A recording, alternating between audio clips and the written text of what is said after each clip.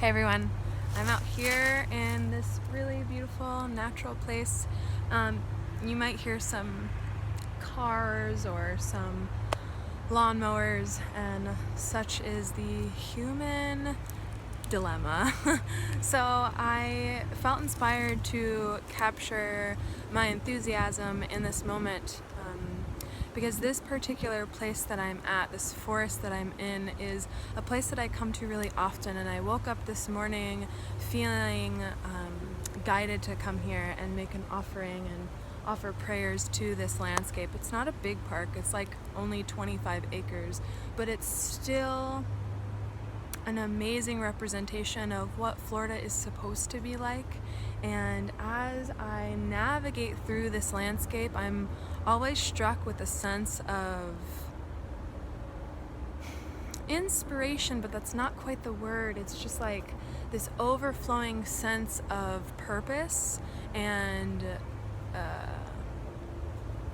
guidance. I think the word that I'm looking for is guidance from the natural world herself, right? So the earth, as it has been personified for millennia, I really resonate with calling the earth Earth Mother.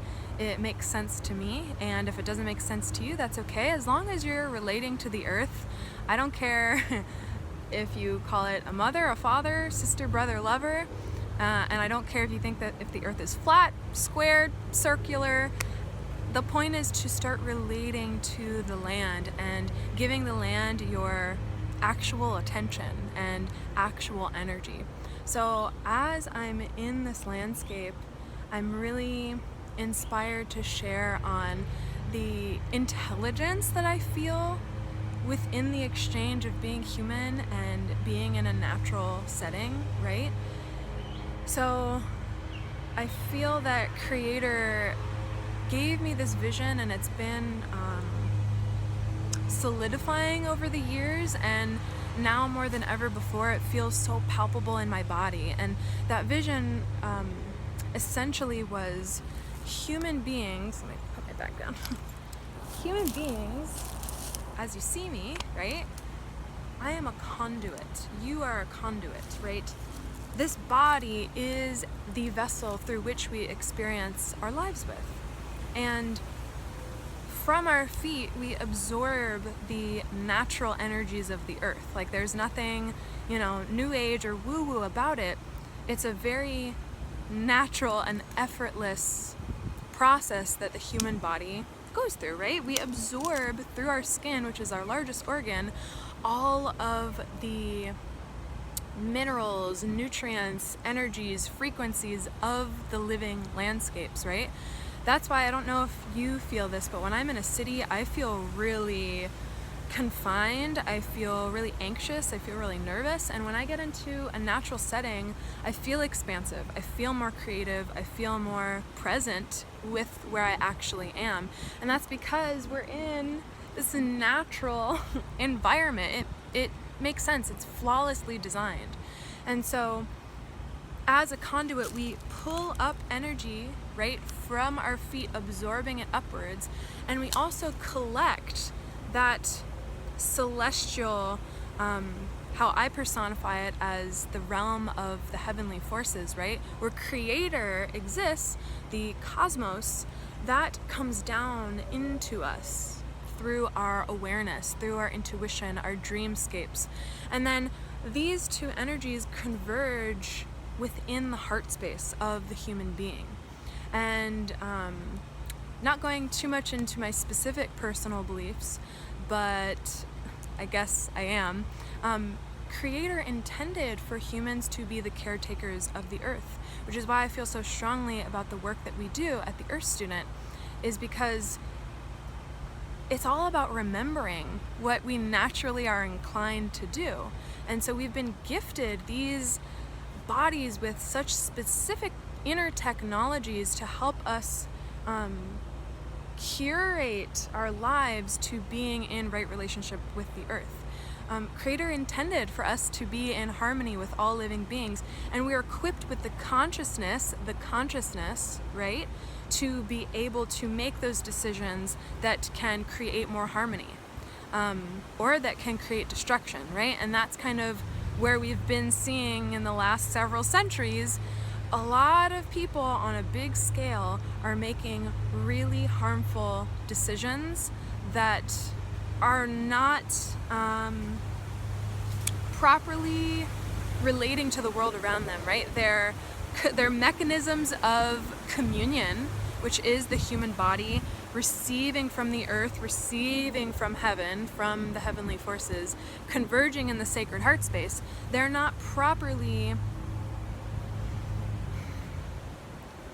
their mechanisms are not properly functioning and so this is creating division, control, consumerism, power, lust, greed, all of these not so helpful to the whole, right, qualities. And so this is why I'm always advocating for more time in nature. Whether you can actually garden at your home, whether you have access to a community garden, or whether you can just come into a beautiful natural space, your local parks. Get outside. The more you get outside, the more you can actually receive these things. And sometimes, more often than not, it's beyond what I'm expressing with my words. It's something that you have to actually feel with your human vessel. This is why we were equipped with our senses. This is why we have these mechanisms of relating to the world around us. It's because it's supposed to be full body, harmonious with the living land. And I don't know if you could see, but I have goosebumps. So for me, that's always a sign that it's what I'm communicating or what's coming through to me is of truth and it is of benefit. And so going back to the bit about our Creator, no matter what you believe, it to me seems really obvious that humans have a really specific purpose in that we have a consciousness and an awareness far beyond just our immediate selves. Our awareness can extend into our surroundings to include our families, our communities, our countries, and the world. And that ability for us to think outside of ourselves, for us to feel outside of ourselves, actually can be used as a power. And not a power for control, but it is our responsibility to use that awareness to make appropriate decisions, right? Does that make sense? And so being in the forest, right?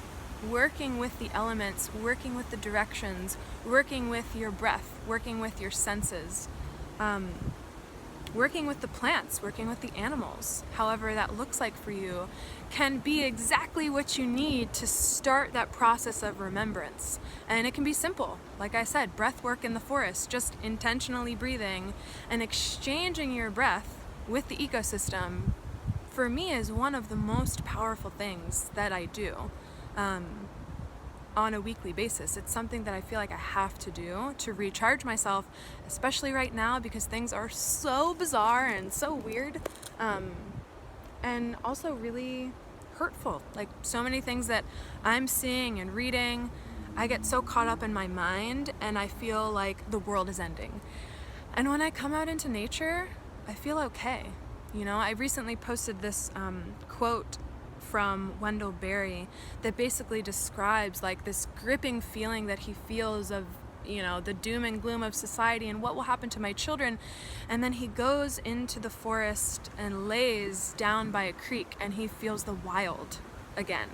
And he feels unbothered by the grip of society. And that's so important, that we can continuously recharge in these places. And the more we recharge in places like this, the more it empowers us to protect places like this. These places need our voices, right? Because yes, nature can speak, but we need human voices to advocate for places like this.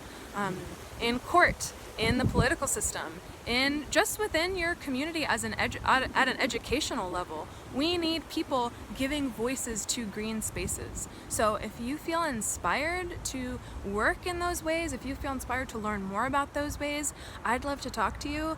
I'd love to also talk more about our mentorship programs, in which this is really the crux of those mentorship programs, is to empower people to have immersive experiences in nature that awaken within them their natural their natural inclination towards being in harmony with nature.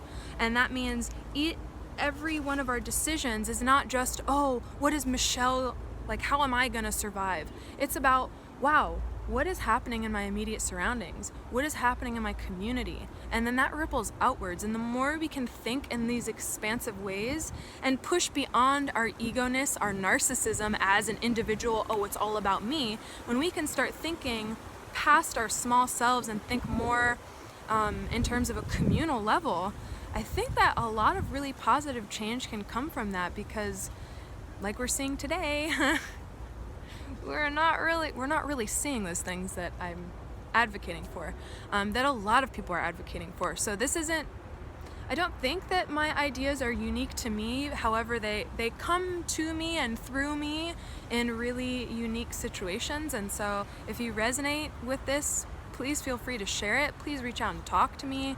This is my favorite thing in the whole wide world to share with people, is eco-awareness, environmental harmony, cultivating what it really means to be human upon the earth. It's not about punching into your 9 to 5 or consuming all the conspiracies possible, because then what? You're not empowered to make changes. But when you are in a landscape and you're seeing life and decay and rebirth, that inspires you. I don't care who you are. Being in nature is so inspiring. And so the more we can cultivate the tools of resilience and sharpen our knowledge and our skills, I think that we can start making pretty monumental changes. And it has to start at an individual level. So I think that's all I wanted to say. I will show you how beautiful this forest is. I'm in an oak canopy, and so this is a really special ecosystem in that it is predominantly live oaks and palm trees, and there's some pine, red bay, lots of different ferns and creeping vines, muscadine grapes, cocoa plum, banyans and ficus trees. And here at this particular park, I always see gopher tortoises and raccoons and snakes and lots of amazing Florida native plants. I might grab my bag and I can walk and talk. But places like this need our awareness because they are so special. And the more we learn about them, we can share with other people. This is fascinating stuff. When you learn about nature and the symbiotic relationships that all of these beings have to each other, it inspires us on a human level. Oh, symbiosis. Maybe we should learn something from the plants, right? So, yeah, I think that's all I want to say. I want to empower each and every one of you that are watching this to go outside. I feel like my message is the same pretty often, and it will always continue to be the same until I see everyone going outside. So explore your city, map out the places that are still green and thriving, and learn the plants that are there, learn the animals that inhabit those spaces, learn about the indigenous people that once occupied that area, that probably are still occupying that area, and learn from them. Learn from the local people in your specific bioregion, because they generationally have known these lands far longer than us. And so, yeah, go outside and be good to yourself, be good to nature, make friends with the plants, talk to the trees, and don't think you're weird for doing stuff like this. We have nature people or environmentalists, and I say it with that kind of condescending tone. We've been made to believe that we're weird for caring for nature. But when you start to see that it's actually weird to not care about nature, you wonder, what kind of agenda is that? So yeah, don't follow the mainstream